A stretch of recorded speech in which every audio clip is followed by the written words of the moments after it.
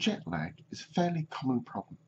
Whilst it doesn't directly relate to travelling on a jet, was when the large, fast passenger jets of the 1960s were able to bring long-distance travel to the masses, caused people to actually recognise the condition.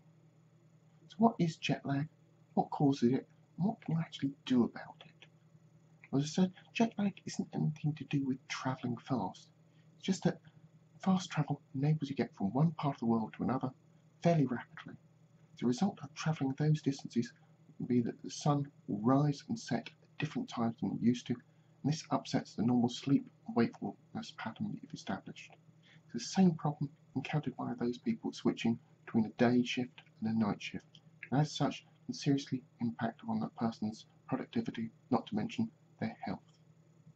However, alongside jet travel itself, there are some other factors that occur at the same time can actually exacerbate the problem with your sleep pattern.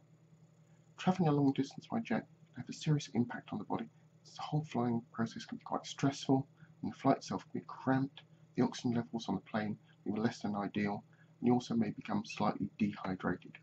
All of this will make you less able to cope with the disruption in a sleep pattern when it does occur. So you can minimise those factors relating to flying that you can control, be better able to cope with jet lag when it does actually occur. A fundamental issue about jet lag is that of sleep, the timing of the sunsets and sunrises. It makes the direction of travel one of the key factors in how it affects the body. Mainly travelling in a north-south direction, so from the UK to South Africa or from Brazil to Canada, even though the flight is quite a long one, sunrise and sunset times will be almost the same, so the effects of jet lag will be minimal. Real disruption occurs when travelling from east to west or west to east. The human body is adapted to what's known as a circadian rhythm. We get cues from the position of the sun to when it's time to sleep. But by travelling a substantial distance around the globe, bodies are getting conflicting signals as to whether we should be sleeping or awake. Now, whilst the Earth revolves approximately every 24 hours on its axis, the human body is actually adapted for a slightly longer time period. It varies from individual, can be around about 25 hours long. It can enable us to stay awake an extra hour if needed during the day. It can be useful during the change of the seasons or if something disturbs us sleep during the night. However, this extra time makes adjustments when travelling in a westerly direction easier than travelling in an easterly direction, so it's easier to adjust the sun setting later in the day than when it starts setting earlier than we're used to. That's the key issue with the travel, is the direction. Since jet lag is a physiological reaction to the sun, which in turn affects our sleep patterns, there isn't really any medication that can help the body to adjust to the changing conditions. However, there are a couple of practical actions that is possible to take. If you're able, you can slowly adjust your sleeping pattern in the days before you fly. So if you adjust your sleep-wake cycle by an hour each day, eventually to match the time zone of your destination, you can reduce the impact of jet lag, so you'll already be accustomed to the time of your destination. However, this may not always be practical.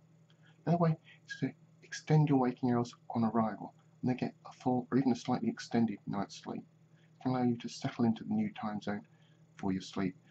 Normally it's easier to extend the period of wakefulness than it is to reduce it due to how the human body's circadian rhythm is slightly longer than 24 hours. However, it isn't just humans that can suffer from jet lag.